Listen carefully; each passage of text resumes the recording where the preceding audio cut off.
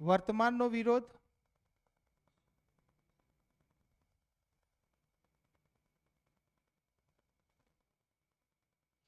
અને ભવિષ્યની ચિંતા.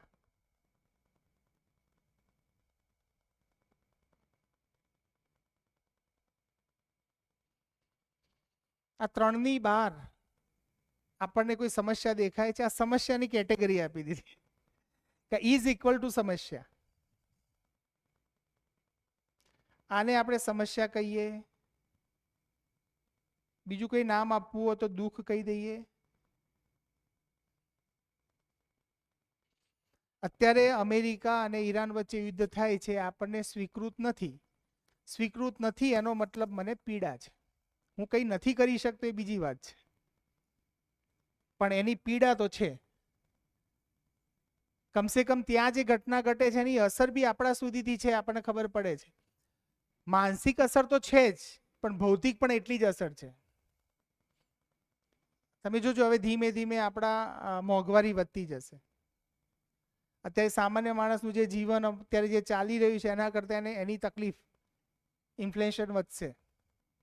આ ઘટના ઘટવાની જ છે, બરાબર. જેટલા યુદ્ધો થાય છે એના આઉટપુટ તરીકે આ ઘટના ઘટે છે. એટલે આપણને આર્થિક પણ તકલીફ પડવાની છે, માનસિક પણ તકલીફ પડવાની છે. તો આવી જેટલી જેટલી ઘટનાઓ ભલે અહીંયા નથી ઘટતી, પણ દુનિયાના ખૂણામાં ભલે ઘટી રહી, પણ એની સાથે આઈ એમ કનેક્ટેડ. આપણે એટલું જ પકડી રહ્યા છે અહીંયા.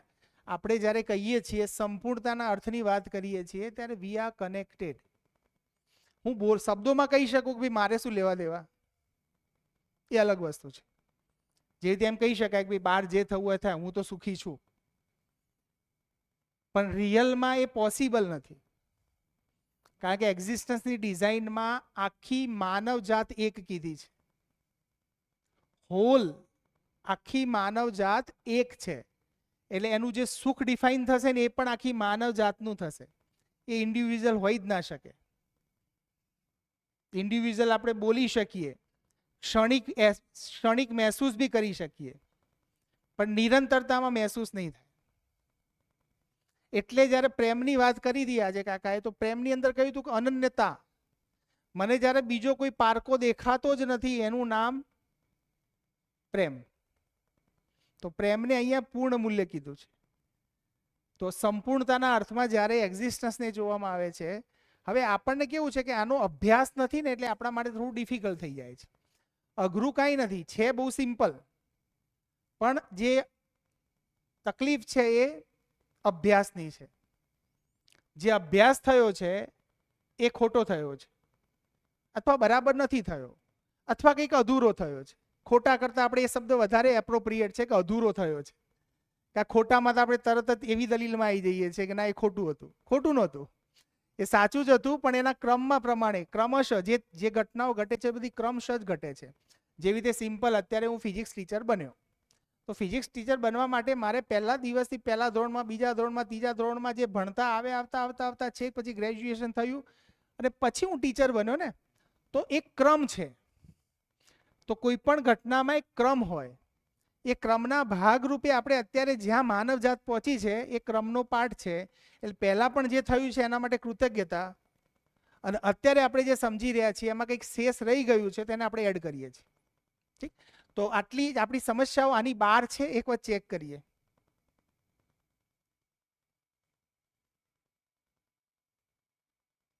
સમસ્યાઓ આની બહાર છે. આપણી કોઈ પણ સમસ્યા આ ત્રણ, આ જો એક્ઝેક્ટલી આમાં કર્યું કાંઈ નથી, સમયને ડિફાઇન કર્યો છે, સમયને ત્રણ કેટેગરીમાં નાખી દીધો છે. આ સમયની જ વાત છે કે દાખલા હું અત્યારે 46 યર્સ મારા એ થયા, તો 46 યર્સ પહેલાની જે વસ્તુ છે બધી ભૂતકાળમાં નાખી દીધી. હવે આગળ જઈને મારા છોકરાના લગ્ન કરવાના છે, બીજું છે, ત્રીજું છે, જે છે બધું મેં ભવિષ્યમાં નાખી દીધું, અને રાઈટ નાઉ અહીંયા ઊભો છું એને વર્તમાનમાં નાખી દીધું. તો માણસ ત્રણ એરિયામાં જીવે. એમાં એક્ઝેક્ટલી બહુ ધ્યાનથી જોવા જઈએ ને તો માણસનું જે જીવન છે ને એ રિયલમાં અહીંયા જ ડિપેન્ડ કરે છે. આ બે ઉપર, આ બે છે ને એક કલ્પનાનો ભાગ થઈ જાય. આમાંથી કંઈક ઘટના ઘટી ગઈ છે, મારી સ્મૃતિમાં રહી ગઈ છે, અને અહીંયા જે ઘટવાની શું ઘટશે એના માટેની હું પૂર્વ તૈયારી કરું છું. તો આ બંને જ છે ને રિયાલિટી નથી. રિયાલિટી કયું છે? પ્રેઝન્સ. એટલે વારંવાર આપણે ઘણા બધા જગ્યાએ આધ્યાત્મિકતામાં સાંભળ્યું છે કે ભાઈ લાઈફ ક્યાં છે? પ્રેઝન્ટમાં. જીવવાનું ક્યાં છે? પ્રેઝન્ટમાં. ભૂતકાળની ચિંતા, મતલબ ભૂતકાળનું છોડી દો, ભવિષ્યનું છોડી દો, રિયાલિટીમાં જીવો. એનો મતલબ એમ નથી કે કોઈ યોજના ન હોય, એનો મતલબ એમ નથી કે આપણી પાસે કોઈ પ્લાનિંગ નથી. વી હેવ પ્લાનિંગ, આપણી પાસે છે, પણ એના માટેનો જે એક્શન પ્લાન બનશે તો ક્યાં બનશે? જે રીતે અહીંયા આપણે બેઠા છીએ તો સમજવાની જે ક્રિયા કરશું એ તો અહીંયા પ્રેઝન્ટ રહેશું તો જ કરશું. અહીંયા બેઠા બેઠા કોઈ ભવિષ્યના વિચારમાં જતા રહીએ તો આપણે લિસનિંગ નહીં કરી શકીએ. ભૂતકાળની કોઈ પીડામાં ત્યારે સાંભળતા સાંભળતા ઘણી વાર એવું થાય કે આ તો મેં વાંચ્યું હતું, કોઈ શાસ્ત્રમાં વાંચ્યું હતું, કોઈ XYZ જગ્યાએ મેં વાંચ્યું હતું, આ કદાચ એ જ વાત થઈ રહી છે. તો એક્ઝેક્ટલી આપણે ક્યાં જતા રહીએ છીએ? બેકમાં, ભૂતકાળમાં જતા રહીએ છીએ. તો એની જગ્યાએ આપણે ક્યાં આવી જઈએ? પ્રેઝન્ટમાં. જે કહેવાઈ રહ્યું છે ને એઝ ઇટ ઇઝ સાંભળી લઈએ. બાકીનું કાલે અમારા કર્નલભાઈ કહેતા હતા કે એ કામ મન કરી લેશે, પેલું કયું સાચું ખોટું એ પ્રોસેસ કરે જ છે અંદર. આપણે કંઈક સાંભળતા હોય રેફરન્સમાં એક પ્રોસેસ થતી જ હોય, એ પ્રોસેસ થવા દેવાની. પણ રિયલમાં પહેલો પ્રયત્ન શું કરવાનો? હું અહીંયા છું તો જેવું જેવું સાંભળે જાઉં, પછી એને વાસ્તવિકતા ભૂતકાળની કોઈ સ્મૃતિ સાથે ગમે તે સાથે કનેક્ટ કરું. તો ક્યારે પણ આવું થાય ને તો એક સિમ્પલ ઇલાજ એ છે કે વસ્તુમાં આપણે જ્યારે ચોંટી જઈએ ને ત્યારે અહીંયા કંઈક બોલાઈ જતું અને બીજી ઘણું બધું બોલાઈ જાય ને તો એ આપણે સાંભળવામાં જ ના આવ્યું, પછી અચાનક આપણી ઊંઘ ઉડે ને પછી ફરીથી પાછા આપણે કનેક્ટ થઈએ. તો બેટર ઓપ્શન એ છે કે એને કોઈ જગ્યાએ ડાયરીમાં લખી દેવું. પ્રશ્ન ઊભો થાય, ડાયરીમાં લખી દો. ડાયરીમાં લખી દેવાથી શું થશે કે આપણે ત્યાંથી હવે પ્રશ્નથી થોડા પછી વિચારશું, એટલે સીધા પાછા બેક લિસનિંગમાં આવી જઈએ. તો એક આ પ્રયોગ કરી શકાય. નહીં તો વારંવાર આપણે ખેંચાઈ જઈશું અને ખેંચાવાથી આપણી એકાગ્રતા ક્યાંક ડિસ્ટર્બ થાય છે, અને એકાગ્રતા ડિસ્ટર્બ થાય છે એટલે કહેવાશે 50 વસ્તુ અને સાંભળવામાં આવશે 2 કે 3 વસ્તુ. તો જે અહીંયા 5 દિવસ આપણે જે પણ પર્પઝથી આવ્યા છે, પર્પઝ એટલો ફૂલફિલ નહીં થાય, પહેલામાં ફૂલફિલ થશે, આપણે પૂરું સાંભળી શકશું. ઓકે, હવે આના સિવાય આજે જે ચર્ચા થઈ મુખ્ય, ઓકે, ગઈકાલમાં આટલું હતું. કોઈ રહી જાય છે? કોઈને યાદ આવે તો ગઈકાલની ચર્ચામાં? ઓકે, આની અંદર કોઈને કોઈ પ્રશ્ન હોય તો આપણે લઈ શકીએ. હા, માનવું જાણવું, યસ, એના ઉપર એક સરસ ચર્ચા થઈ. આપણે ગૌરવભાઈ સાથે હમણાં ચર્ચા થતી હતી, માનવાનું જાણવાનું. આ અમારે કારમાં પણ ચર્ચા ચાલુ હતી. આ માનવું, તો તમે એમ કહ્યું કે ભાઈ માનવું તો પડશે જ, કોઈ વસ્તુ માનવી પડશે. તો અહીંયા માનવું નહીં એવું કહેવામાં જ નથી આવ્યું. અહીંયા માનવું નહીં એમ કહેવામાં નથી આવ્યું. જે માનેલું છે ને એને એકવાર જાણી લો. જેવી રીતે મને મેં વસ્તુમાં એવું માની લીધું કે પૈસા કમાઈશ એટલે હું સુખી થઈ જઈશ, આવો એક ક્વેશ્ચન મને થયો. અને એ વિચાર પણ આવવાનું મુખ્ય કારણ તો શું છે કે આપણું જે સમાજમાં જે દાખલા આપણે ઘરમાં જ મોટા થયા તો મમ્મી પપ્પાએ પણ જનરલી જે વસ્તુને લઈને જેને મહત્વ આપ્યું એ પૈસાને આપ્યું. હું સ્કૂલમાં ગયો તો ત્યાં પણ મને જ્યારે પણ વાત થઈ ત્યારે પ્રાયોરિટી કોને આપી? પૈસાને આપી. તો એમાં એ વ્યક્તિનો દોષ નથી, કોઈનો દોષ નથી, એ સમયનો એક વિચારધારા ચાલે છે. હમણાં મેં ચર્ચા કરતા હતા કે એક્ઝેક્ટલી એડમ સ્મિથ અત્યારની ઇકોનોમીના પિતા કહેવાય છે, અર્થશાસ્ત્રના પિતા છે એડમ સ્મિથ. ઓકે, એડમ સ્મિથે કંઈક એવી વાત મૂકી કે માણસની આવશ્યકતાઓ છે ને ઇન્ફાઇનાઇટ છે અને સંસાધન સીમિત છે. આ એક મેન કોડ છે એનો. આવશ્યકતાઓ ઇન્ફાઇનાઇટ છે, આપણે અહીંયા આવશ્યકતાઓ જોઈ. આ અત્યારનું આપણું મધ્યસ્થ દર્શન કહે છે. એડમ સ્મિથે જે કહ્યું ને એના અંદરથી જે જનરેટ થયું ને મૂડીવાદ જનરેટ થયો, કેપિટલાઇઝેશન. આ જે કેપિટલાઇઝેશન જનરેટ થયો ને એ પછી એજ્યુકેશનમાં આવ્યો. એજ્યુકેશનમાં આવ્યો એટલે અત્યારે બાળકને પૂછે કે બેટા શું બનવું છે? જનરલી મારી સાથે ઘટના ઘટતી હોય, હું ક્લાસમાં પૂછું કે બેટા શું બનવું છે, તો કોઈ કે ડૉક્ટર, એન્જિનિયર, IIT, બધા અલગ અલગ જવાબ આવે. કાઉન્ટર ક્વેશ્ચન કરતા જાઓ, છેલ્લે ખબર પડે કે સાહેબ ખૂબ પૈસા કમાવા છે. તો છેલ્લે એક મેસેજ આપણે રિયલમાં આપણે કામ ઘણા બધા કરીએ, 1000 કામ કરતા હોય પણ એક મેસેજ આપણે ડ્રોપ કરતા હોય દર વખતે. એ મેસેજ શું ડ્રોપ કરીએ છીએ? પૈસો મારો પરમેશ્વર. પૈસા હોય ને તો બધું જ થઈ શકે. આ એક એક આપણું એજ્યુકેશન સિસ્ટમની અંદર આપણે આને રોજ પીરસીએ છીએ, રોજ એનો અભ્યાસ કરીએ છીએ. એટલે અલ્ટિમેટ હવે જો આ વાત થઈ એટલે બીજો મતલબ ઘણી વાત આપણે ન બોલતા હોય સંભળાઈ જાય. અહીંયા હું એવું નથી બોલ્યો કે પૈસો નકામો છે, પૈસો સમસ્યા છે એવું પણ હું નથી બોલ્યો, પણ સંભળાઈ જશે કદાચ.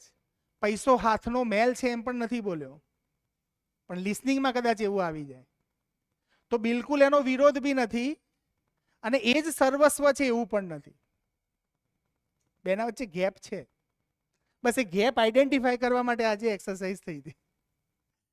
આ એક અલગ જરૂરિયાત છે, આ એક અલગ જરૂરિયાત છે. બંને જરૂરિયાતો ડિફરન્ટ છે, બંનેને આઈડેન્ટિફાઈ કરવાની વાત છે. બરાબર. તો હવે આ માનવાની જે ક્રિયા છે એ થશે જ, કારણ કે જ્યારે સપોઝ હું ટીચર તરીકે ક્લાસમાં ભણાવતો હોઉં તો જ્યારે હું કોઈ લો કહું છું, ન્યૂટન્સ ફર્સ્ટ લો હું બોલી ગયો, હવે મેં ન્યૂટનના ફર્સ્ટ લોને ધ્યાનમાં રાખીને સેકન્ડ લો થર્ડ લોને બધાને ધ્યાનમાં રાખીને મેં ઘણી બધી પ્રેક્ટિસ કરી છે, એટલે મારા જાણવામાં આવી ગયું છે કે ભાઈ ન્યૂટન્સ ફર્સ્ટ લો શું કહી રહ્યો છે, સેકન્ડ લો શું કહી રહ્યો છે. પણ એની પાછળનો મારો કોઈ અભ્યાસ છે. બાળક તો પહેલી વાર સાંભળી રહ્યું છે, તો એની એક શિક્ષક પ્રત્યેની જે શ્રદ્ધા છે એ પહેલું કામ શું કરશે કે બેટા પહેલા માની લે કે આ છે, પછી લેટ્સ ચેક ઇટ. તો પ્રોસેસ આ થશે. તો માને એવું એક સૂત્ર છે, माने हुए को जान लो, जाने हुए को मान लो. એટલે જાણવામાં આવશે એટલે નેચરલી આચરણમાં આવશે જ. એટલે અહીંયા સમજણ કોને કીધી છે? વારંવાર આપણે સમજણ કોને કહીએ છીએ? માહિતીને સમજણ માનીએ છીએ. સમજણ ડઝ નોટ ઇક્વલ ટુ માહિતી.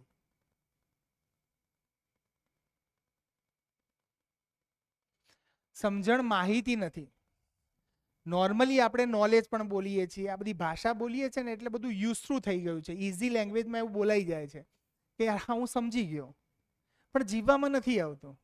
તો અહીંયા વાસ્તવિકતા એવી છે કે સમજવું ઇઝ ઇક્વલ ટુ જીવવું. સમજવું ઇઝ ઇક્વલ ટુ આચરણ. જે મારા સમજમાં આવ્યું છે એ જીવવામાં આવશે જ.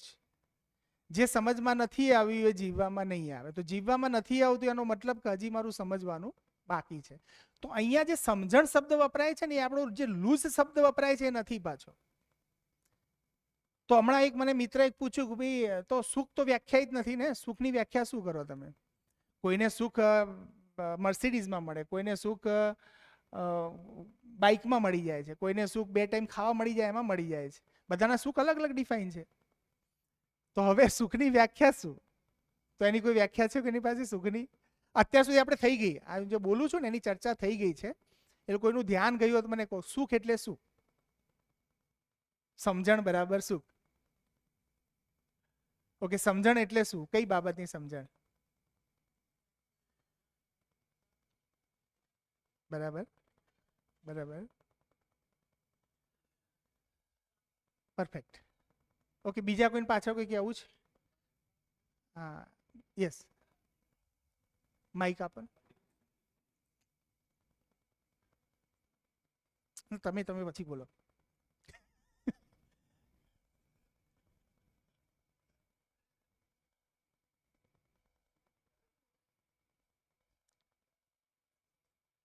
મનમાં અહેસાસ થાય. બંધ છે ભાઈ, માઇક બંધ છે.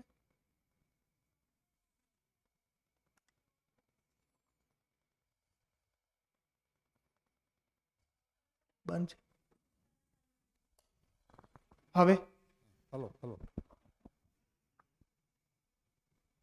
સુખની વ્યાખ્યા એવી થઈ શકે કે ભગવાને મને જે આપ્યું છે મારા હકનું છે ને એ બરાબર છે, મને એનાથી સંતોષ છે. સંતોષ. જે નથી આપ્યું એ મારા છે જ નહીં. બરાબર છે. સુખ એટલે સંતોષ. મર્સિડી હોય તો પણ સુખ ના થઈ શકે, હા, અને સાયકલ વાળો પણ સુખ અનુભવી શકે. બરાબર છે. પાછા ઈચ્છા પૂર્તિ. આપણે સુખને ડિફાઇન કરીએ છીએ. જો સુખમાં પહેલું વાક્ય શું આવ્યું, હું એને કેવી રીતે લખી શકું કે મને જે સંતોષ જે છે એમાં સંતોષ. આ પહેલી વ્યાખ્યા આવી, જે છે તેમાં સંતોષ. ઓકે, બીજું શું બને છે? નથી મળ્યું, મારા નસીબમાં નથી. ઓકે, હા, એને સંતોષ કહીએ તો વાંધો નહીં ને. હા, પેલું ગૌરવભાઈ. ઈચ્છા પૂર્તિ. યસ, ઈચ્છા પૂર્તિ. ઈચ્છા પૂર્તિ એટલે ઓકે. ત્રીજું કોઈ કહેવા માંગે છે? કઈ પાછળ આપો ને માઈક.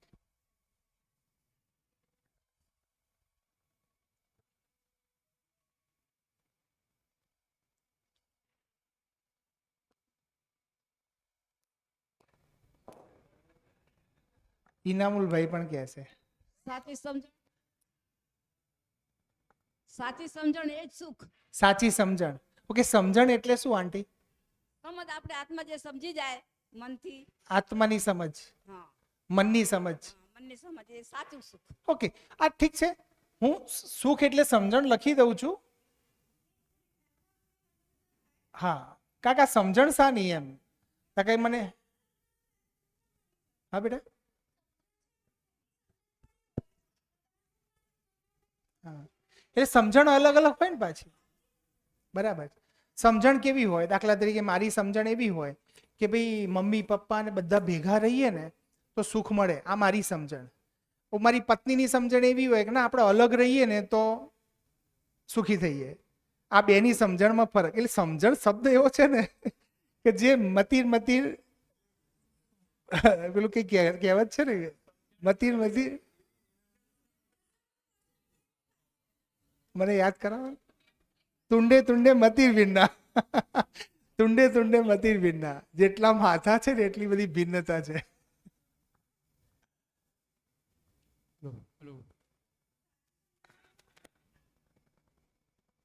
એટલે સાચી એટલે શું? આ સાચું શું? સાચું મારું સાચું સામેવાળાને ખોટું લાગે છે, અને સામેવાળાનું સાચું મને ખોટું લાગે છે.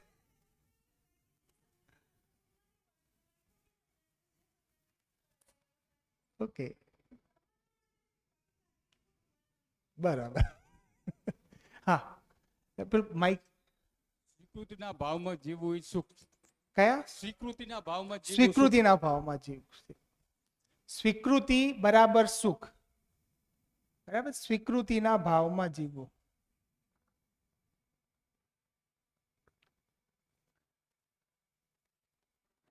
ઓકે, પ્રશ્ન આ છે કે સ્વીકૃતિ આવે છે ખરી? એક સરસ મજાનું સેન્ટેન્સ. હા હા ભાઈ, માઈક આપો ને. Mike mike. ભાઈ, મારું કેવું એમ છે, હા, આર્થિક રીતે સુખી હોય, પૈસે ટકે હોય ત્યારે જ આ બધું ગુજે, નહીં તો કોઈ પરફેક્ટ. ગુજે નહીં. બરાબર, ખૂબ સરસ, ખૂબ સરસ, પૈસો મહત્વની વસ્તુ છે. ખૂબ સરસ. અત્યારે આ બધું ક્યારે લોકોને યાદ આવે? આર્થિક રીતે મજબૂત હોય ત્યારે. બરાબર છે. હા, મજબૂત ના હોય તો કઈ નહીં.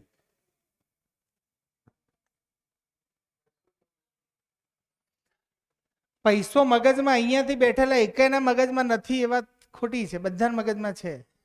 સ્વીકારવાની વાત છે ને, એમાં ક્યાં ખોટી વાત છે જ. પણ એ પણ એટલી સત્ય વાસ્તવિકતા છે કે પૈસાથી સુખ નથી. બંને પેરેલલ વાઇસા વર્સા છે. આપણે એમ નથી કહેતા કે ભાઈ પૈસો હોય તો જ આ શું છે. ઇટ્સ ઓકે, ધેટ્સ ગુડ, ખોટી વાત નથી. પણ પૈસાથી સુખી થઈ જવાય, આ સેન્ટેન્સ પણ ક્યાંક અધૂરું છે. મારો પ્રશ્ન અહીંયા એ ચર્ચા એ ચાલી રહી છે. પૈસાથી સુખ હોય તો પછી દુનિયામાં ઘણા બધા વ્યક્તિઓ આપણી આજુબાજુ હોય અને કરોડપતિઓ, તેના ઘરમાં છૂટાછેડા તો ના થવા જોઈએ. એ પતિ પત્ની વચ્ચે ઝઘડો તો ના થવો જોઈએ. બરાબર છે, એને કોઈ સંબંધોમાં દુઃખ ના હોવું જોઈએ. તો એવું એક પરિવાર મને બતાવો આ દુનિયામાં કે જે ખૂબ પૈસા વાળો છે ને એને ક્યારે પણ કોઈની સાથે ગીલા શીખવા શિકાયત નથી, એને કોઈના માટે મન દુઃખ નથી, એવો વ્યક્તિ મળશે? તો ખાલી અહીંયા આપણે જોઈ રહ્યા છીએ પૈસો એની જગ્યાએ જ છે, જરૂરી જ છે, કમાવો, જેટલી બાવડામાં તાકાત હોય એટલી કમાવો, ના નથી. પણ પૈસો કમાવાથી હું નિરંતર સુખી થઈ જઈશ, આ વાક્ય પૂરું થતું નથી. એમાં કંઈક શેષ રહી જાય છે. આ શેષ રહી જાય છે અને પૂરું કરવાની વાત છે. હેલો. હાજી. ગમતું થવું. હા, ગમતું થવું. ગમતું થવું. ઓકે, હવે અહીંયા આને હું સ્ટોપ કરું. બરાબર છે, ગમતું થવું. હવે આને જોઈએ. જો સુખને હમણાં જે વ્યાખ્યાયિત કર્યું હતું હું વ્યાખ્યા લઈ લઉં અહીંયા. ફરી એકવાર જોઈએ આપણે. સુખ જે શબ્દ છે ને, બોલવો આમ બહુ ઈઝી લાગે એમ. સુખ બરાબર. પણ સુખને આપણે 3 કેટેગરીમાં નાખ્યો. 3 સુખ એટલે શું? તો પહેલા સુખમાં એમ કહ્યું કે ભાઈ શું મીના ભાભી શું કીધું? સુખની વ્યાખ્યા હવે કહી દો. હવે માઇક આપો એમને. માઇક ક્યાં છે? ના અરે માઇક છે. બોલો ભાભી. સ્વયંમાં સુખ સ્વયંને જાણવું. પછી સમગ્ર સૃષ્ટિ જેવી છે તે જાણવું. અસ્તિત્વને જેવું છે એવું જાણવું. એ જાણ્યા પછી એ જીવવામાં આવવું, આચરણમાં પછી એ એના આચરણમાં પ્રમાણે આચરણ.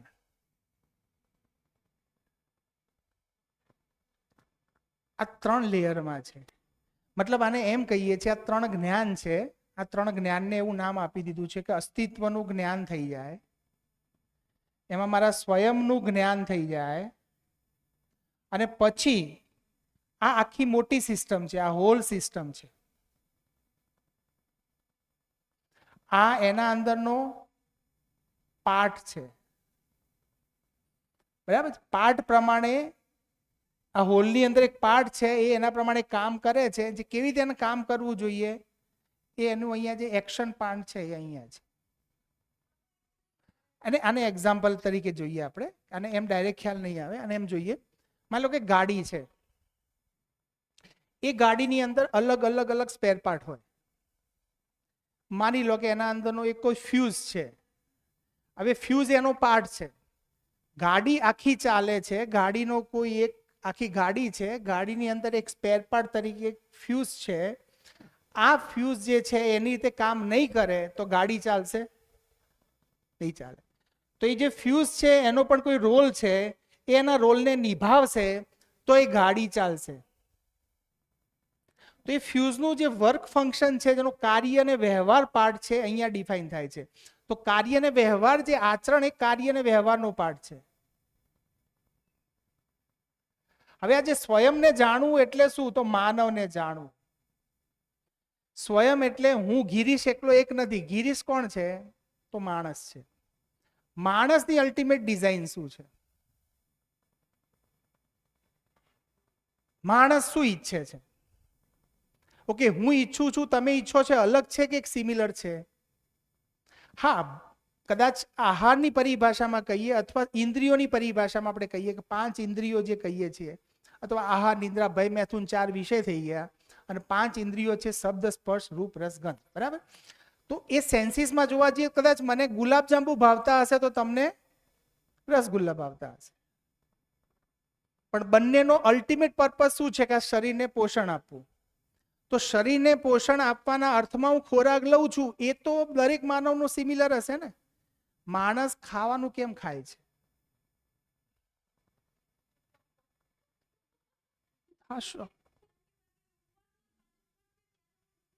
હા, બરાબર છે.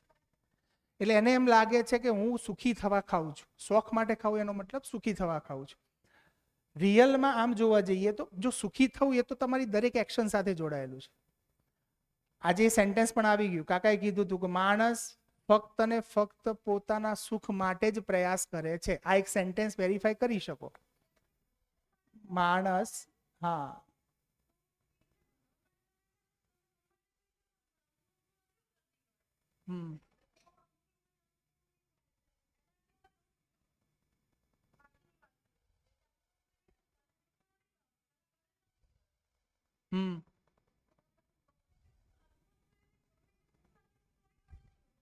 આને ચેક કરજે.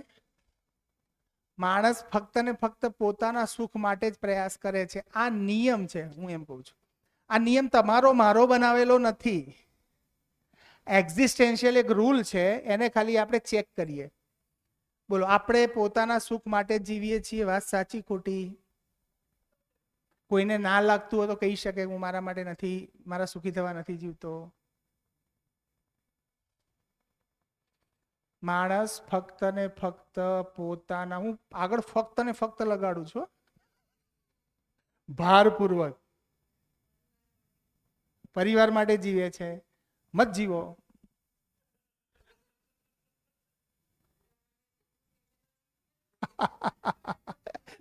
નહીં, એને એને એને કાઉન્ટર ક્વેશ્ચન કરો, પૂછો, ઉલટું પૂછો એમ કે યાર હું પરિવાર માટે જીવું છું, પછી જે જ પરિવાર મને એમ કહે છે કે તમારા કારણે જ હું દુઃખી છું, તમે એમ માનો છો હું પરિવાર માટે જીવું છું. એક મારા મિત્ર છે, મને એક દિવસ કે મને સાહેબ છે ને હું બહુ હાર્ડ વર્ક કરું છું. મેં તો આ શબ્દ થોડો પાછો ખેંચી લો, નહીં તો તમને ભારે પડશે, મને તો નહીં પડે. કેમ? કારણ કે આજે હું હાર્ડ વર્ક કરું છું, રાતના 11-12 વાગ્યા સુધી હું મહેનત કરું છું, ટ્યુશન કરું છું. કોના માટે? પરિવાર માટે. હવે પરિવાર વાળો કદાચ એ ઘરે ગયા અને એમની વાઈફે એને પાણી પણ ના આપ્યું, ખાવાનું પણ ના પૂછ્યું, તો એક ક્ષણે શું થઈ જાય? વિદ્રોહ થઈ જાય. તો ડિઝાઇન એવી છે કે હું પરિવાર માટે, હા, મારા સુખમાં કોઈનું સુખ સમાઈ જાય એ તો મારી રહીસી થઈ ગઈ ને, એ તો મારા સુખમાં વધારો કરશે. પણ મારા સુખમાં કોઈનું દુઃખ આવી જાય, માની લો કે એ જ પરિવારવાળા એમ કે તમે પરિવારને સમય આપતા નથી, આ સ્ટેટમેન્ટ બી આવી શકે. અને તમને એમ લાગે છે કે મારા પરિવારને મિનિમમ આટલી સુવિધા નહીં આપું ત્યાં સુધીથી મારો પરિવાર સુખી નહીં થાય, આવી પણ એક સ્પષ્ટતા છે. હવે બંને વચ્ચે માણસ કન્ફ્યુઝ છે, શું કરું? રાત દિવસ એમના માટે સુવિધા ભેગી કરું કે એમને સમય આપું? જો સમય આપવા જવું તો આ નથી થતું, ના કરવા જવું તો આ નથી થતું. જોઈએ છે બધાને બંને જ જોઈએ છે. આટલામાંથી કોઈ એવું નથી કે જેને એક જોઈએ છે. અમે કીધું હતું એટલે પછી એમ લાગે કે હું પરિવાર માટે જીવું છું. તો હવે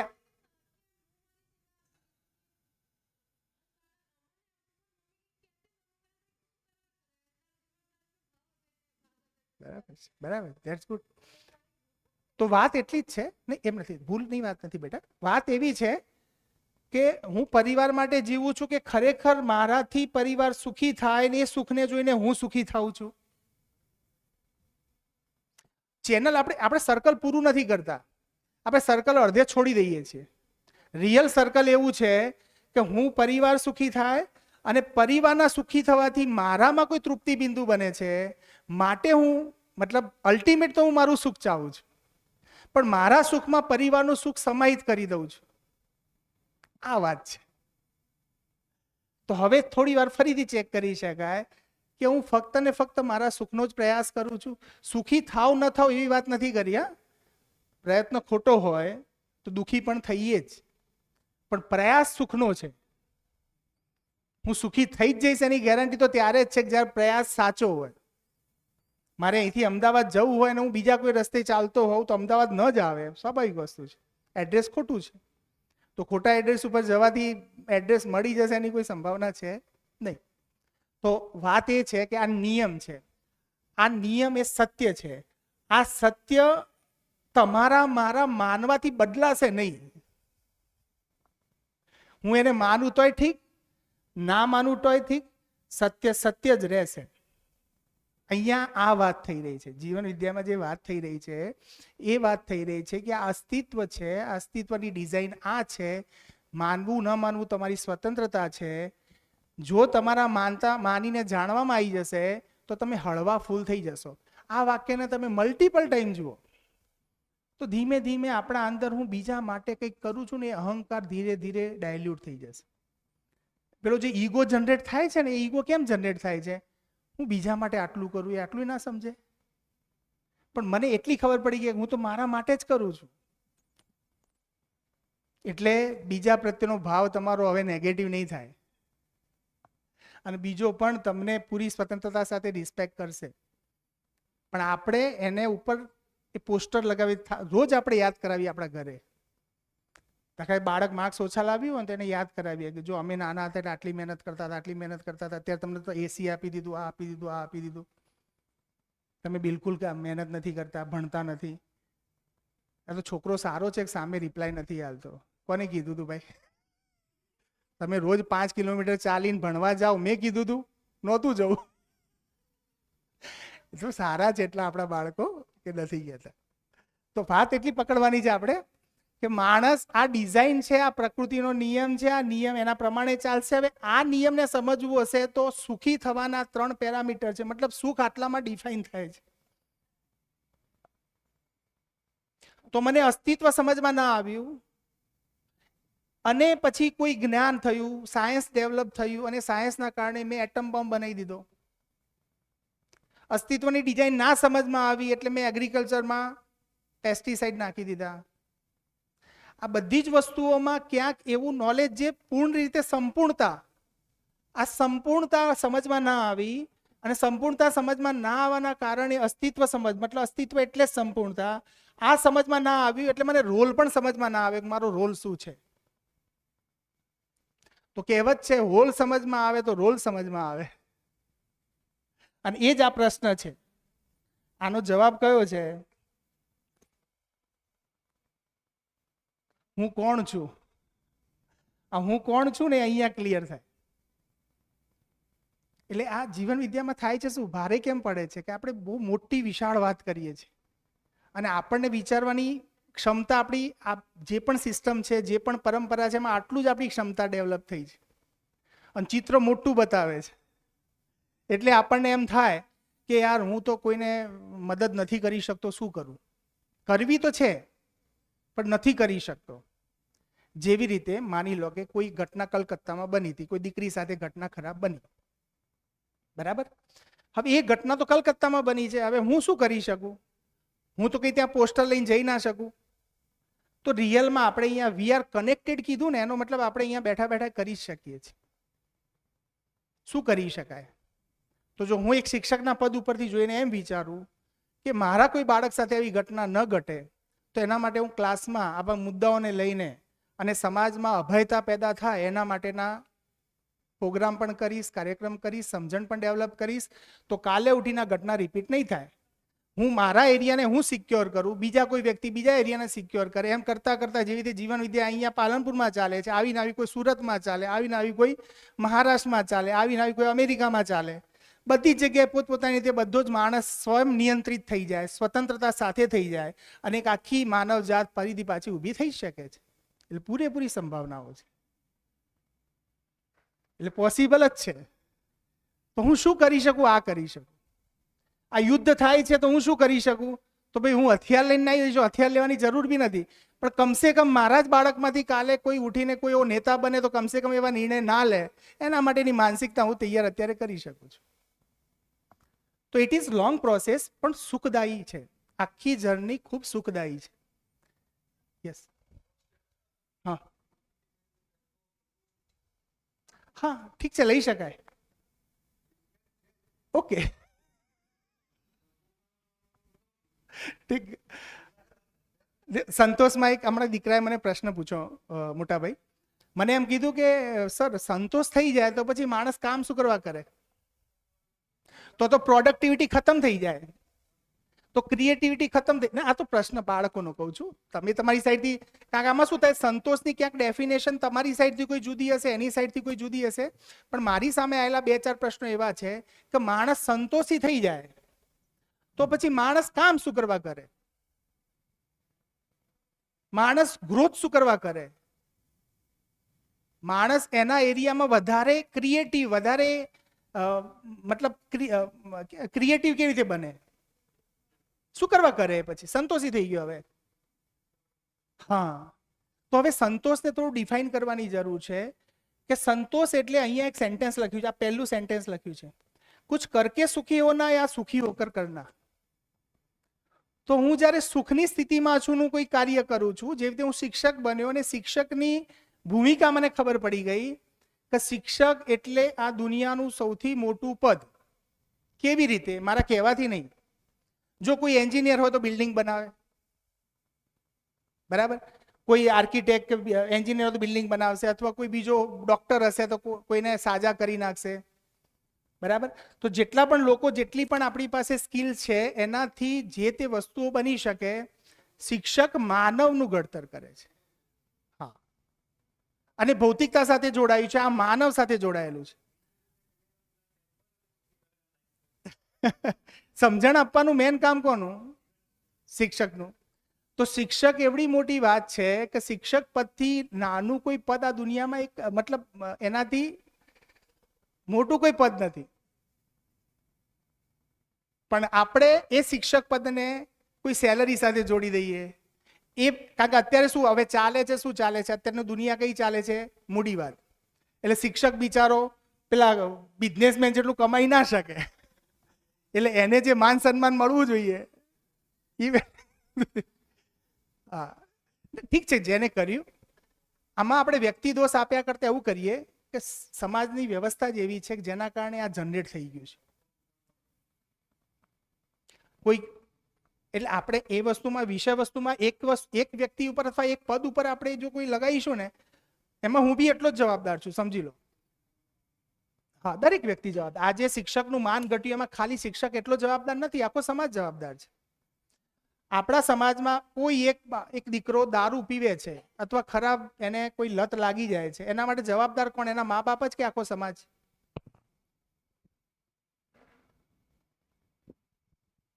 એક સરસ વાત કરે છે સોમભૈયા કે કોઈ ચોર ચોરી કરતા પકડાઈ જાય તો ખરેખર સજા છે ને એને 6 મહિનાની થતી હોય ને તો 3 મહિનાની સજા એના પ્રિન્સિપાલને થવી જોઈએ, એના મા બાપને થવી જોઈએ, તો સમાજ સીધી લીટીમાં આવી જાય. તો એની જવાબદારી શિક્ષકની પણ ખરી, સમાજની પણ ખરી, મા બાપની પણ ખરી, બધાની ને.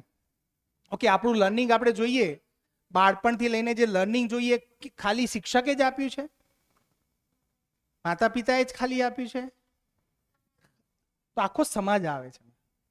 તો જ્યાં સુધીથી સમાજ જવાબદારી નહીં લે ને ત્યાં સુધી આના કોઈ નહીં નીકળે, રિઝલ્ટ નહીં નીકળે. આ વાસ્તવિકતા છે. એટલે આપણે કોઈ વ્યક્તિ દોષ આપવાની કોઈ જરૂર નથી, કારણ કે વ્યક્તિ દોષમાં કેવું થાય છે કે આપણે આપણી જવાબદારી બાયપાસ કરીએ છીએ. માનો કોઈ જગ્યાએ કોઈ ઘટના ઘટી, અત્યારે જે હાલ ઈરાન અમેરિકા વચ્ચે ઘટના ઘટે છે, એના દોષ આપી દઈએ કે ભાઈ ટ્રમ્પનો વાંક છે, નાનો વાંક છે, તો આપણે શું કરીએ છીએ? આપણી જવાબદારીને બાયપાસ કરીએ છીએ. એટલે હવે હું મારા બાળકો સાથે, મારા પરિવારમાં આવું ન થાય એના વિશેની ચર્ચા કરવાની મારી માનસિકતા બનતી નથી. કેમ? કારણ કે મેં બાયપાસ કરી જવાબદારી. તો કોઈ ઘટના ઘટે છે તેને બાયપાસ કર્યા કરતા આખી માનવ જાતની ઘટના છે, આખી માનવ જાતનું કેન્સર છે, માનવ જાતનું કેન્સર છે, તો આખી માનવ જાતના કેન્સરમાં કોઈ જગ્યાએ સેલ તો આખી બોડીમાં જોવા જઈએ તો એક જગ્યાએ જ બીમારી લાગે છે ને, પછી આખા શરીરને ખતમ કરે જ છે ને.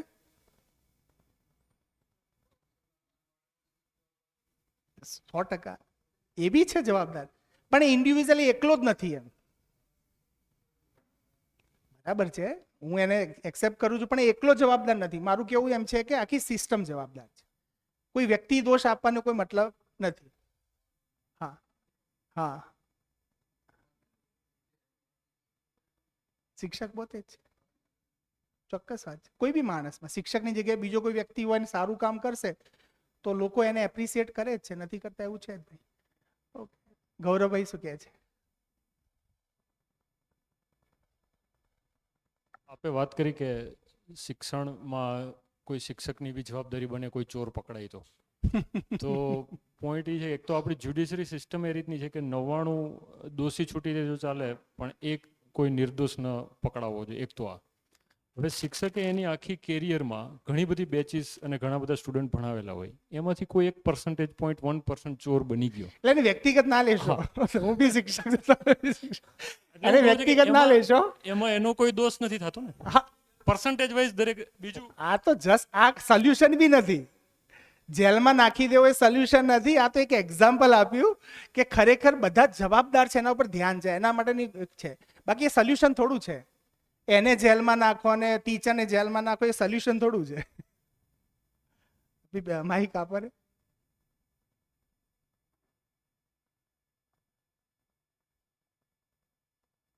સુખ છે ને એ જાતે ઉત્પન્ન થતી વસ્તુ છે, બરાબર? જાતે ઉત્પન્ન થાય. તમારે એના માટે વાતાવરણ એવું બનાવવાનું છે જેમાં એ જાતે ઉદ્ભવે. ખૂબ સરસ. બધા જે ભાગી રહ્યા છે ને કે હું સુખી થઈ જાઉં, અહીંયા આ આવે તો સુખી થઈ જાઉં, પેલું આવે તો સુખી થઈ જાઉં, આ મેળવું તો સુખી થઈ જાઉં, હા, તો તમે તમારું સુખ એકચ્યુઅલી દરેક વસ્તુઓમાં, વિચારોમાં, વર્તનમાં, વાણીમાં બધામાં નાખી દીધું. લોકો કે સુખ ક્યાં છે? કે તમારામાં તો છે જ નહીં. એ વસ્તુ એ છે કે તમારે એવું વાતાવરણ બનાવવાનું છે કે જ્યાં સુખ પોતાની જાતે ઉત્પન્ન થાય. Let it happen. એટલે વાતાવરણની જવાબદારી કોણ લેશે? ઓકે, તમારી પોતાની છે. કારણ કે સ્વયં હા, સ્વયં પોતાની જવાબદારી છે.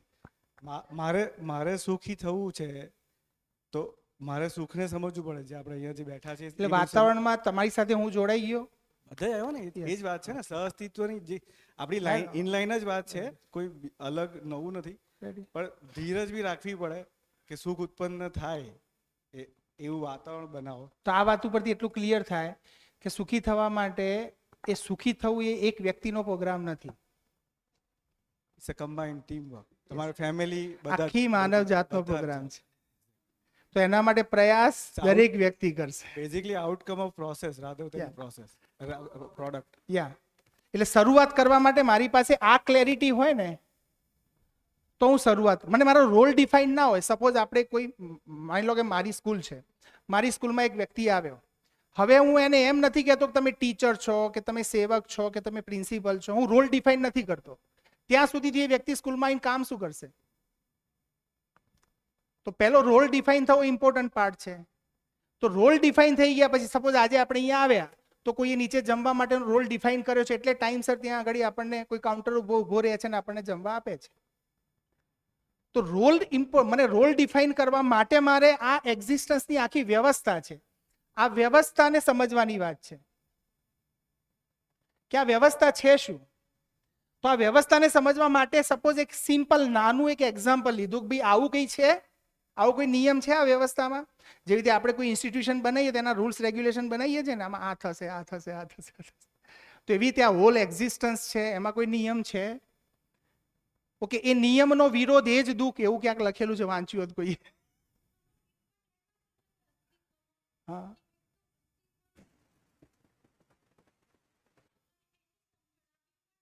પરફેક્ટ બોલી સર, ખૂબ સરસ બોલી.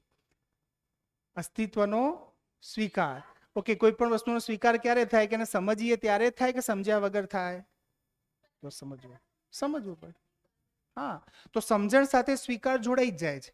એટલે અહીંયા કીધું ને સ્વીકૃતિમાં ભાવમાં જીવવું સુખ, પણ ખરેખર મને સ્વીકૃતિ થાય છે? તો સ્વીકૃતિ સમજણ વગર નહીં થાય, અને સમજણ વગર કરેલી સ્વીકૃતિ પાછી પીડા આપશે.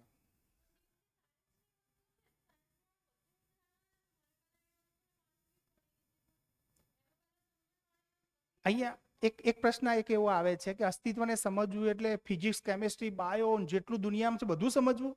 અહીંયા એવી વાત નથી. ખાલી અસ્તિત્વને સમજવામાં હું માણસ છું, માણસને સમજી જાઉં, માણસ શું છે. તો અહીંયા કીધું કે માણસ શું છે? આજે માનવ કહીએ છીએ, માનવ રિયલમાં અહીંયા આપણને અત્યાર સુધી શું પકડમાં આવ્યું કે માનવ ઇઝ ઇક્વલ ટુ શરીર પ્લસ જીવનની સંયુક્ત અભિવ્યક્તિ છે, અથવા ઇકાઈ કહીએ. ઇકાઈ શબ્દ હમણાં આપણે આવ્યો નથી, નહીં લઉં, પણ અભિવ્યક્તિ છે. તો આમાં શરીરને નેગ્લેક્ટ નથી કરવાનું, કોઈ વૈરાગ્યનું મોડલ નથી ભાઈ. કશું ન કમાવાનું, સારું ન ખાવાનું, આવી કોઈ વાત નથી. શરીર ચલાવવું હશે તો સ્વાદિષ્ટ જ ખાશું, કેમ નહીં ખાઈએ સ્વાદિષ્ટ? ક્યાં પ્રશ્ન છે? સારો પોશાક બી પહેરશું, કેમ નહીં પહેરીએ? પણ ખાલી શરીર પક્ષને સાચવી લઈશ તો હું સુખી થઈ જઈશ એવું નહીં થાય. તકલીફ એ થઈ ગઈ છે, આપણે અત્યારે સવારે એક્સરસાઇઝ કરતા કરતા એ પકડમાં આવ્યું કે એક શરીરનો ભાગ છે, શરીરની કોઈ આવશ્યકતાઓ જુદી છે અને આ જીવનની આવશ્યકતાઓ કંઈક જુદી છે. આને બે અલગ અલગ આપણે જ્યારે જોઈએ છીએ ત્યારે આપણામાં એક સ્પષ્ટતા વધતી જાય છે કે મારા જીવનને શું જોઈએ છે, શરીરને શું જોઈએ છે. જો એ ખબર પડે તો એની સાથે ડીલ થાય. ખબર જ ના પડે તો ડીલ કેવી રીતે કરીએ? એવું નથી કે માગ્યા વગર માં પણ ના લે. દાખલા મને ભૂખ લાગી, હવે હું મમ્મીને કહેતો જ નથી મમ્મી મારા ખાવું છે, તો મમ્મી પણ કન્ફ્યુઝ. રોજ મારા ઘરમાં રેગ્યુલરલી આ વાત થાય. દીપા ઓલવેઝ મને પૂછે કે શું ખાવાનું બનાવવું, એટલે મારો એક જ કોમન જવાબ હોય, જે હોય એ ચાલશે. એટલે કે જે તો નથી. આ જે એટલે શું એમ? કારણ કે ત્યાંય કન્ફ્યુઝન છે, મતલબ ત્યાં ક્લેરિટી નથી.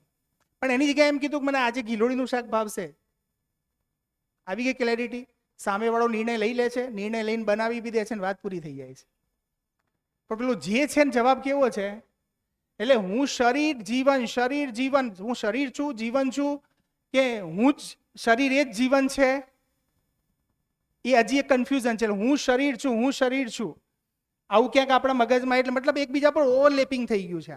આજે એકબીજા પર ઓવરલેપિંગ થઈ ગયું છે, એ થોડું અલગ રીતે આપણે જોઈએ એકવાર કે શરીર શું છે, જીવન શું છે, શરીરની આવશ્યકતાઓ શું શું છે, જીવનની આવશ્યકતા શું છે? શરીરને મારે સ્વસ્થ રાખીને ચલાવવું છે, 100 વર્ષ જીવવું છે, તો શરીરને ચલાવવાનો કોઈ પર્પસ છે? જેવી રીતે અત્યારે હું સવારે વહેલા ગાડીમાં બેસી ગયો, ગાડી મારી પાસે છે, હું ગાડીમાં બેસી ગયો, પણ મેં નક્કી નથી કર્યું કે મારે અમદાવાદ જવું છે. ગાડી કઈ દિશામાં જશે? જો મારી પાસે ગાડી છે, હું ગાડીમાં બેસી ગયો, પણ ખબર નથી ગાડીનો ઉપયોગ શું કરવાનો છે, ગાડી લઈને જવાનું છે ક્યાં, સરનામું ખબર નથી. હવે મારી ગાડી જશે ક્યાં? તો મને શરીર તો મળી ગયું, હવે શરીરનો ઉપયોગ શું કરવાનો છે મને હજી ખબર નથી. તો ખબર પડી જાય એના માટેની આ શિબિર છે કે અહીંયા મને એક આઈડેન્ટિટી ક્લિયર થઈ જાય કે ભાઈ આ શરીર છે, શરીરનું કામ આટલું છે, શરીર નાશવંત છે, શરીરનો અંત આવશે જ, એ ભૌતિક રાસાયણિક વસ્તુ છે, એટલે એને જે આપવું પડે છે બધું ભૌતિક રાસાયણિક જ આપવું પડે છે. બરાબર? ખોરાક ખાઈએ છીએ, શું ખાઈએ? હું ઘણી વાર છોકરાઓને કહું કે તમે ખાઓ છો એટલે શું ખાઓ છો? ગુલાબ જાંબુ ખાધો, રોટલી ખાધી, સબ્જી ખાધી, ખાધું શું? તો ખાધું છે કાર્બન, હાઇડ્રોજન, ઓક્સિજન, નાઇટ્રોજન, ખાધું તો એ જ છે ને. તમે 24 કલાક શ્વાસોશ્વાસમાં લો છો શું? ઓક્સિજન. ઓક્સિજન શું છે? ભૌતિક વસ્તુ છે ને. પછી પાણી લીધું તો હાઇડ્રોજન ઓક્સિજન ભેગા થઈને પાણી બન્યું, તો એ શું છે? રસાયણ છે. તો આ શરીર છે એ ભૌતિક રાસાયણિક વસ્તુ છે, તો એનો ખોરાક બી કેવો હશે? ભૌતિક રાસાયણિક છે. આ જે જીવન છે ને ભૌતિક રાસાયણિક નથી, એટલે એના અંદર ગમે તેટલું ભૌતિક રાસાયણિક ભરશો ને તો એ ક્યારે પણ તૃપ્ત નહીં થાય, કારણ કે એની જરૂરિયાતો જુદી છે. એ ચૈતન્ય સ્વરૂપ છે. હવે એને ધીમે ધીમે કાકા આગળ લેશે એટલે આપણે ખોલીશું. અત્યારે હું વધારે ચર્ચા નથી કરતો, ખાલી અત્યારે આપણે બે વસ્તુ અલગ પાડીએ છીએ કે શરીરની આવશ્યકતાઓ જુદી છે, જીવનની આવશ્યકતાઓ જુદી છે. હું જીવનની આવશ્યકતાઓ શરીરથી પૂરી કરવા જઈશ તો ક્યારેય નહીં પૂરી થાય. એટલે આપણે એમ કહીએ છીએ, અને અત્યારે મોડલમાં એવું દેખાય છે ઉપર છેલ્લું જોઈએ ત્યારે, કે સુવિધાથી સન્માન. સુવિધાથી સન્માન જે ક્યારે પણ પોસિબલ બનતું નથી. કેમ? કારણ કે જે સુવિધા છે ને એ કયો પક્ષ છે? એ શરીર માટેનો પક્ષ છે. સન્માન એ કોને જોઈએ છે?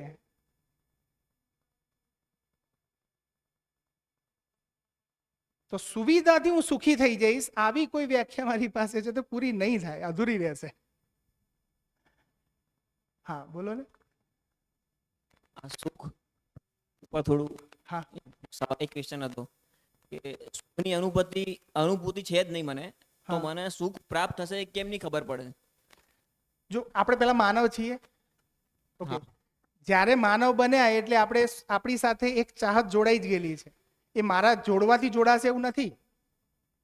દુનિયાનો કોઈ બી માનવ, એને માને કે ન માને, એ સુખી થવાની ચાહત સાથે છે, બાય ડિફોલ્ટ છે, તમારા મારા કહેવાથી નથી. મતલબ વી આર બાઉન્ડેડ. આપણે અસ્તિત્વની એક ડિઝાઇનમાં એક ચાહત સાથે સિમિલર છીએ.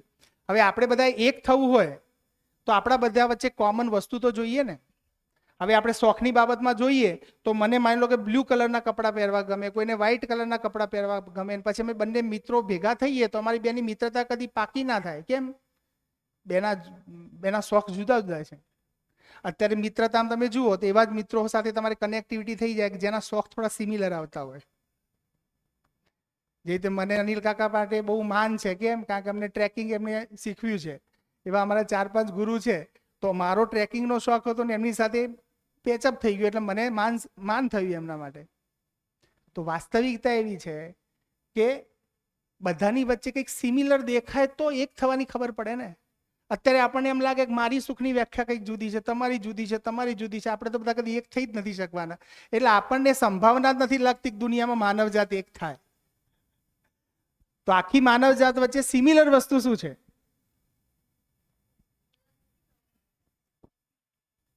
યસ.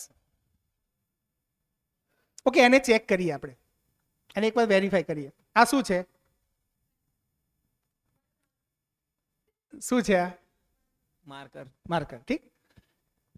હવે જો આપણે સિમ્પલ કામ કરીએ, કોઈ પણ વસ્તુને લઈને એની પાછળ વાય લગાડતા જઈએ. કેમ છે, કેમ છે, કેમ છે.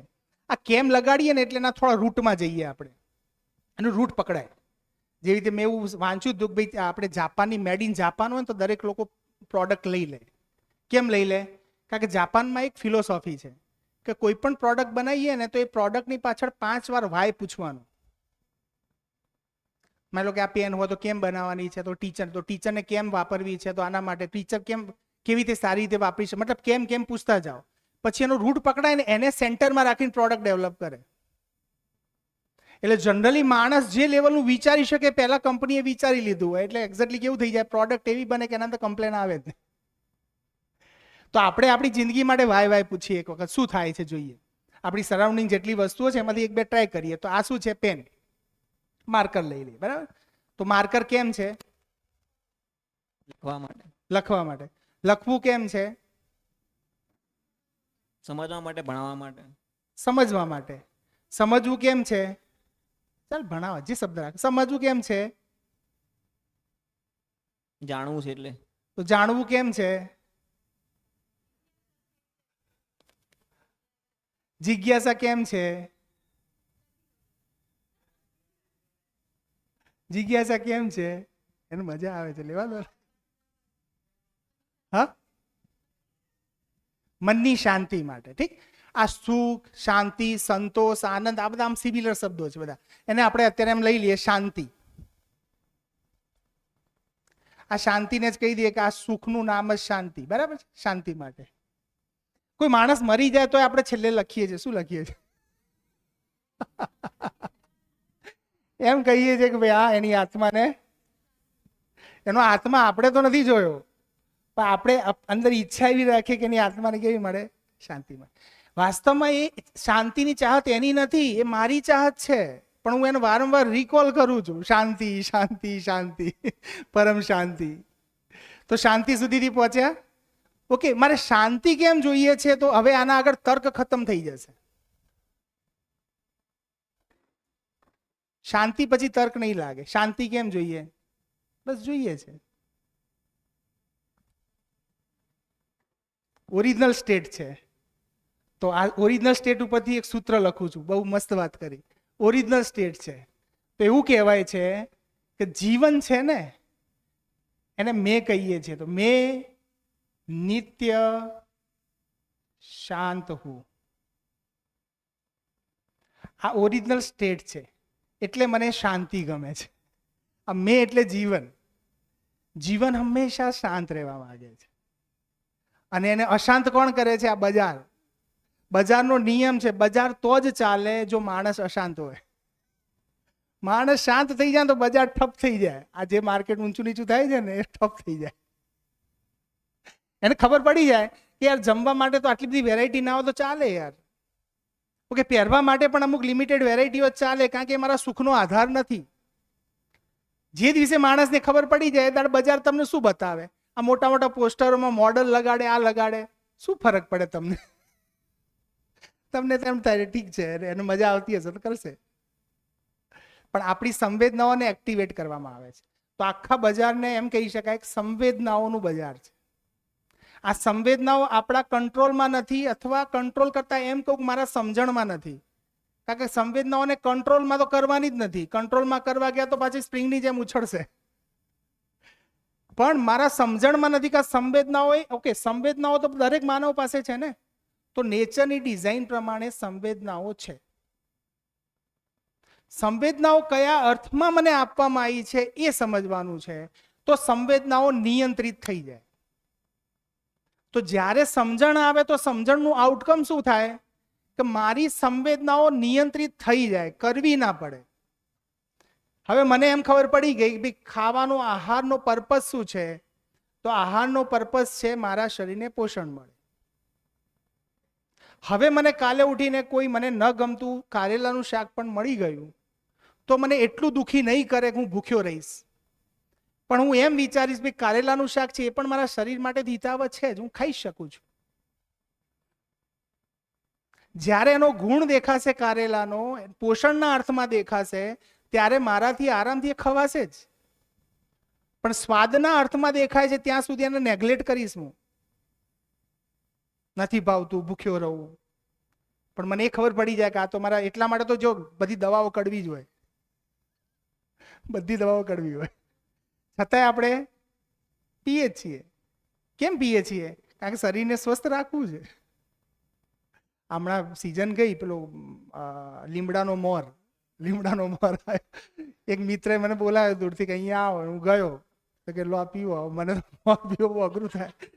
હું મોર પીવું ને તો પાછળ 2 ગ્લાસ પાણી પીવું પડે, એટલે તો અંદરથી પેલા ઉબકા આવે. પણ એમને આપ્યો, પ્રેમથી આપ્યો હતો, એટલે પછી જીભને ના અડે ને એવી રીતે ગટગટાઈ ગયો. જીભને અડે તો ટેસ્ટ બડ ખબર પડે ને, તો સીધો અહીંયાથી એવી રીતે પીધો કે સીધો ગળામાંથી ઉતરી જાય.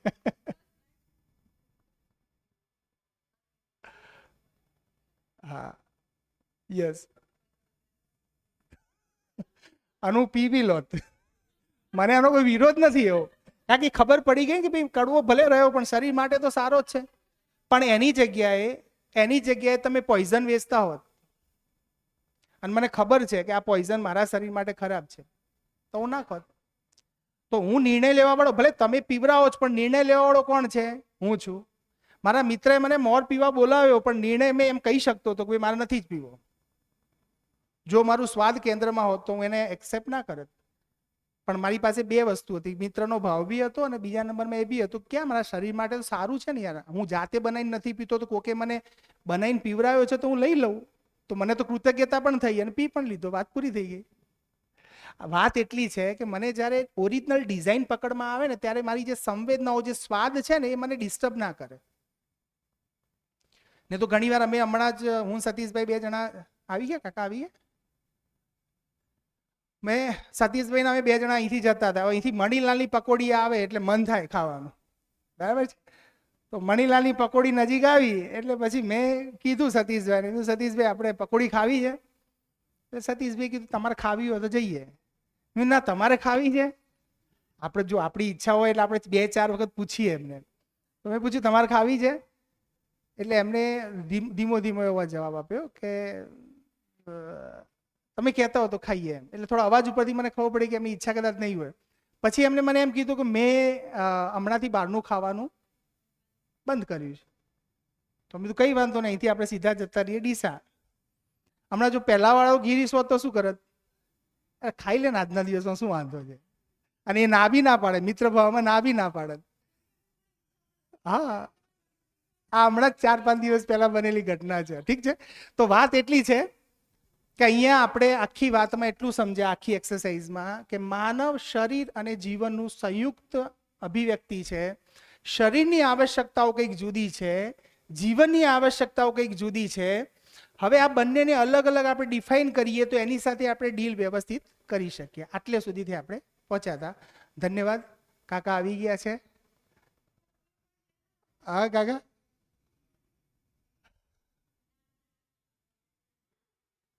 હા ઠીક છે, ઓકે. હા બોલો ને, બોલો ને. હા બોલો. એ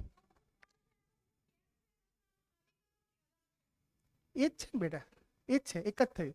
હું કોણ છું, હું કેમ છું. કેમ છું નો મતલબ રોલ ડિફાઇન થાય છે. હું કેમ છું એ બી રોલ ડિફાઇન કરે છે. કોણ કેમ 2 વસ્તુને આપણે સિમિલર લઈ શકીએ. કોણ છું ને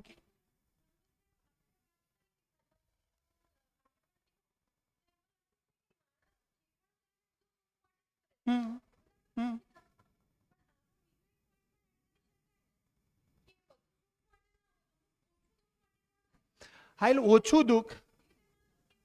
ઓકે ઓકે ઓકે ઓકે ઠીક છે. ઓછું દુઃખ મેળવવું એ પણ સુખ તરફની જ એક યાત્રા છે. મારી બે ચોઈસ છે, એમાંથી મને જે વધારે ઓછું દુઃખ આપે એની ચોઈસ કરી, એનો મતલબ મારું ધ્યાન કઈ બાજુ છે? સુખ તરફ છે. મતલબ હંમેશા હું સુખ ઈચ્છું છું, એટલે ઓછું દુઃખ સ્વીકાર કરું છું, એ બી મારી આ ચાહત જ બતાવે છે. ઠીક, ઓકે. અત્યારે આપણે બ્રેક લઈ લઈએ છીએ, ટી બ્રેક, અને પછી પાછા મળીએ છીએ. ધન્યવાદ બધાનો, ખૂબ ખૂબ આભાર.